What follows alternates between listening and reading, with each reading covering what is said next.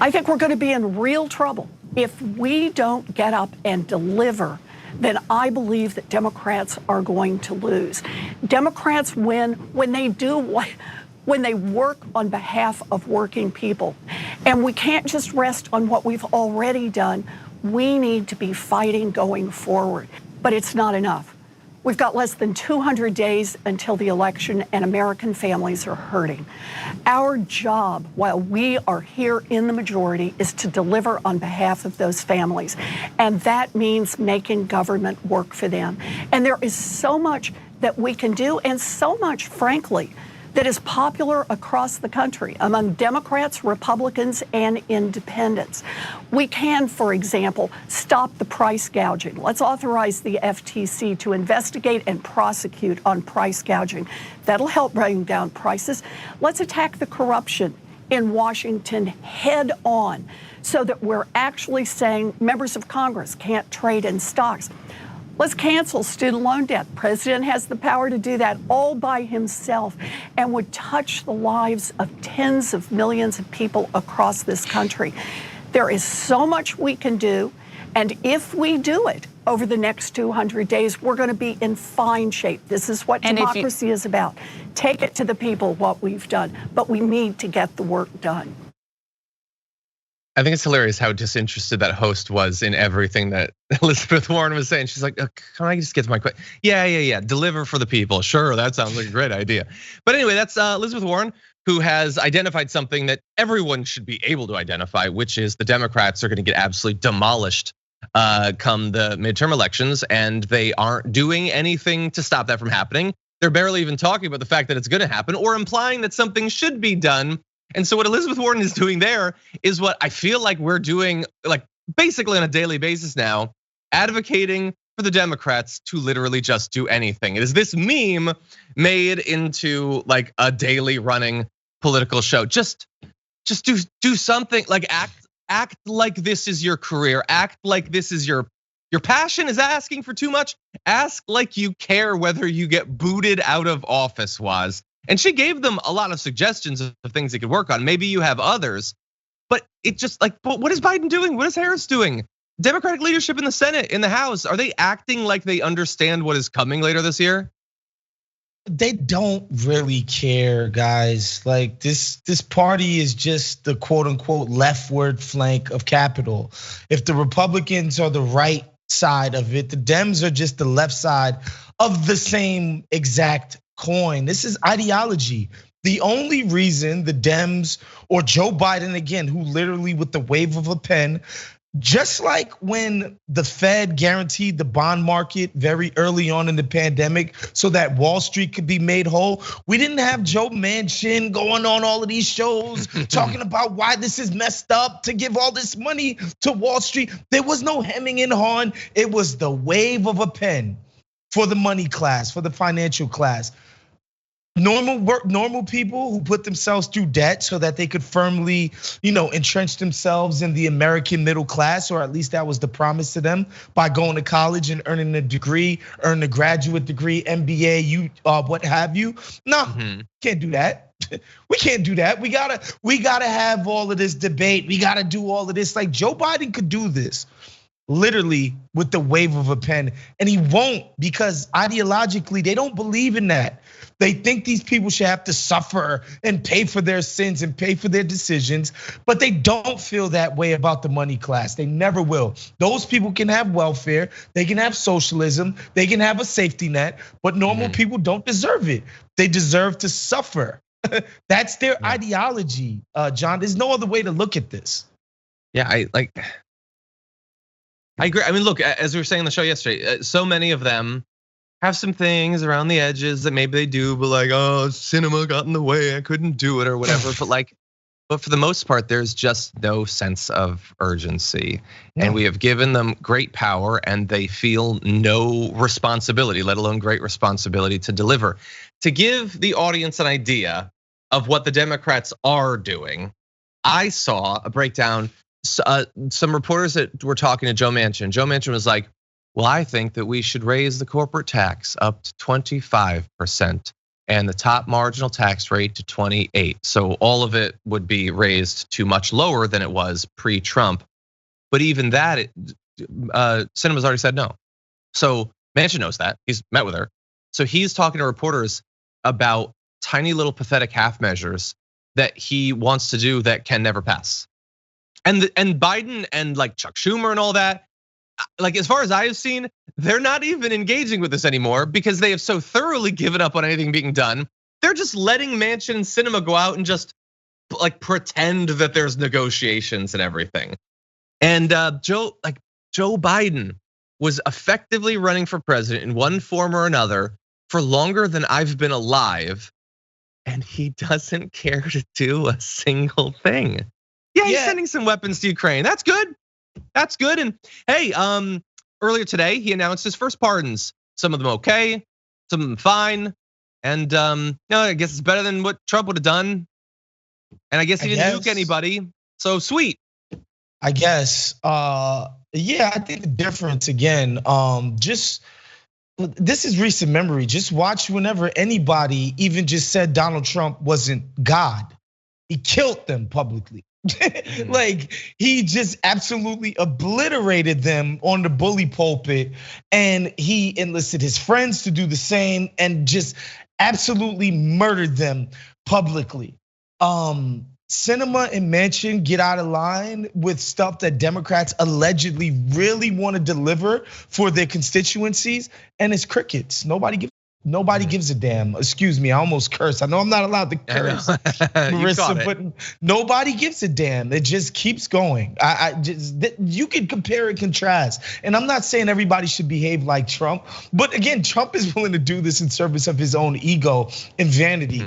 Ostensibly, the lives and livelihood of tens of millions of Americans are on the line, and Joe Biden is not willing to lift a finger, not even pillory his own party member for being a turncoat and a traitor. Yeah, 100%. And what did we tell you was gonna happen, everybody? Like way before, if Biden is the nominee, what did we say was gonna happen? No, I haven't gotten everything right. I didn't think Biden would even beat Trump. Of course, at that point, I didn't know there'd be a pandemic. So that things happen. So I haven't gotten everything right, but in terms of how they've tried to rule, I think we kind of nailed it, honestly. They would waste a bunch of time trying to be bipartisan, that wouldn't really work, and they would count like they'd allow the moderates to effectively take over everything. There'd be no sense of urgency, and if they don't deliver, there will be consequences. Well, we are in they're not delivering, there might well be consequences part of this, and we said it would happen.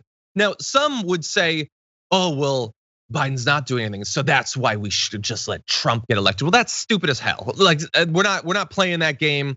That's dumb. These are people's lives that are at stake.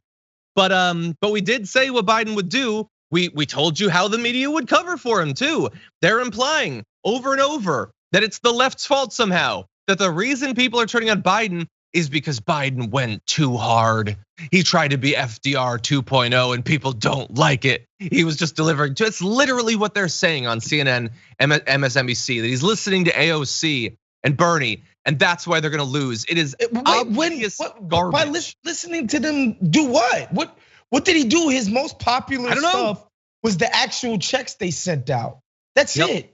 He has nothing, and that was Bernie and AOC stuff. What has he tangibly done that you could say, oh man, he was listening to Bernie on that one? Like, what are you talking about? I have no idea. But what I do know is that there is a relatively easy path to not losing as badly. Honestly, at this point, I think that he could do quite a bit, and I'm not even 100% sure that it'd be enough to fix it, but he could certainly try. And as we've said, as Waz was just saying, with the wave of a pen, there's a lot you could do. In fact, everybody watching this, Dan from the internet, Jules used to be on the show. They run Good Morning Bad News. So I'm gonna be doing a video for them later this week about the different executive orders that Biden could pass. We could focus on the effects of one of them right now, though. So as Warren says, he could cancel debt, he could cancel 10,000, 50,000, all of it if he wanted to. Canceling 50,000 in particular, which he has not promised to do. He said he would do 10,000. Anyway, if you did 50, it would wipe out the entire burden for 36 million borrowers. Jesus Christ. If you were to do it for 10,000, it would wipe it out for 15. So less than half. It's still 15 million people though. So let's say, okay, we can't dare to dream of 50.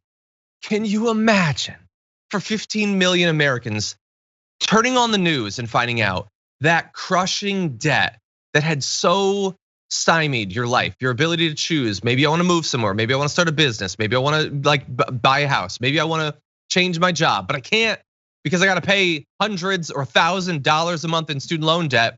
That weight would suddenly be lifted off of you.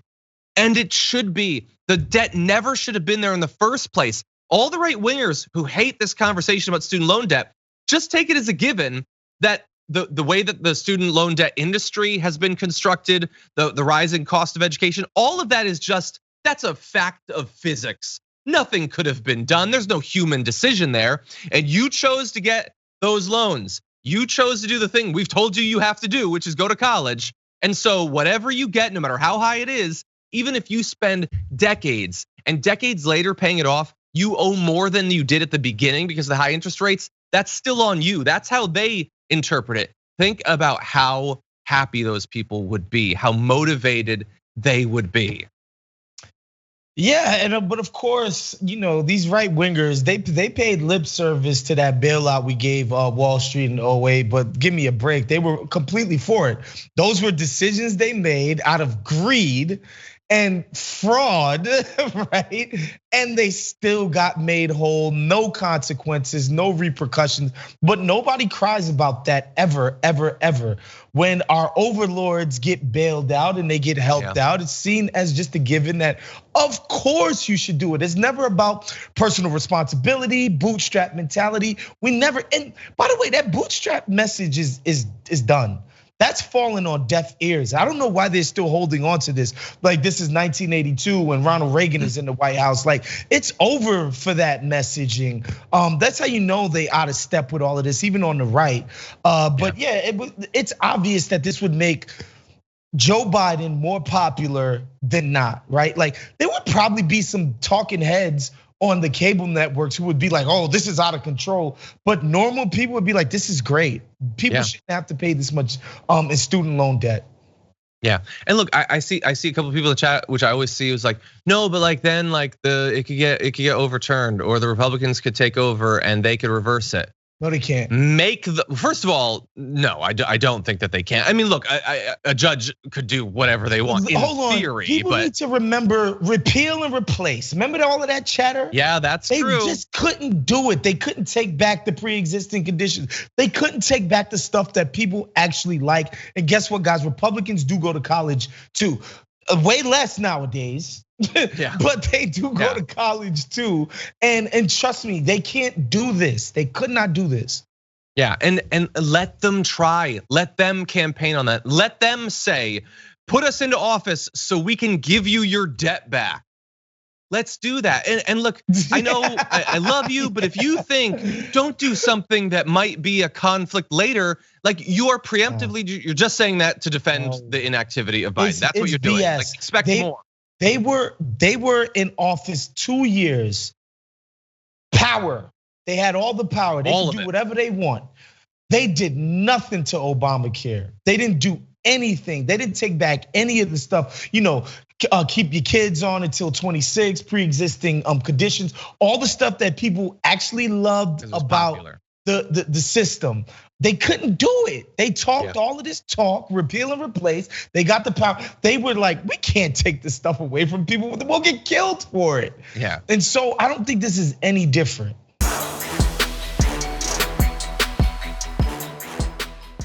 For more political news, breakdowns, interviews, stories of activism, and me trying my hardest to care about the occasional big celebrity news story, subscribe to our YouTube channel at youtube.com/thedamagereport.